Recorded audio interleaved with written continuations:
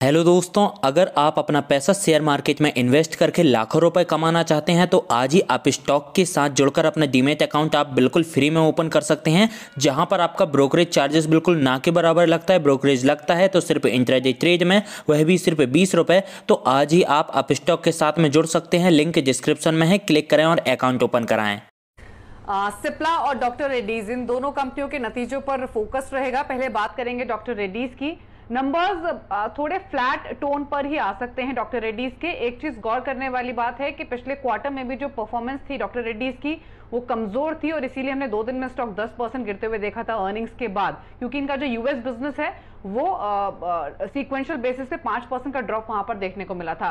इस बार के क्वार्टर की बात करें तो जहां से मेजर रेवेन्यूज इनके आते हैं यूएस मार्केट से, वहां एक्सपेक्टेशंस हैं कि 2 से 3% की ही ग्रोथ सिर्फ रहेगी सीक्वेंशियल बेसिस पे। उसके पीछे रीजन ये है कि ना तो इन्होंने कोई बहुत बड़ा लॉन्च किया है और जो इनका एक मेजर ड्रग है डॉक्सिल, उसकी सेल्स भी बहुत ज्यादा नहीं रहेंगी क्योंकि कंपटीशन काफी इंटेंस है। वहीं अगर आप इंडियन बिजनेस और यूरोपियन बिजनेस की बात करेंगे तो वहां से कंट्रीब्यूशन ओवरऑल सेल्स में कम आता है, लेकिन ये दोनों बिजनेस इनके बेहतर परफॉर्म कर सकते हैं। स्पेशली जो वॉकहार्ड लेड इंडियन बिजनेस है वहां पर ग्रोथ ठीक रह सकती है। तो इसीलिए इनके जो रेवेन्यूज है वहां पर 10% की ग्रोथ एक्सपेक्टेड है। प्रॉफिट्स इनके 764 करोड़ से घटकर 654 करोड़ रह सकते हैं, यानी सालाना आधार पर जो मुनाफा है वो लगभग 12 से 15% घटकर आ सकता है।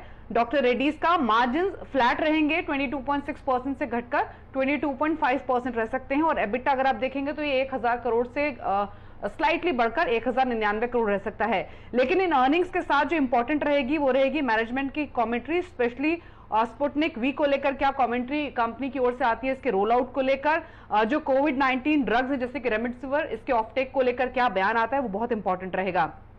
सिप्ला की अगर बात करें तो सिप्ला से नंबर्स अच्छे एक्सपेक्टेड हैं। इनके जो यूएस बिजनेस है वहां पर जो ग्रोथ है वो सीक्वेंशियल बेसिस पे भी और सालाना आधार पर भी ग्रो हो सकती है। यानी जो ओवरऑल यूएस सेल्स है वो एस्टिमेट ये लगाया जा रहा है कि वो $145 मिलियन के आसपास रह सकती है।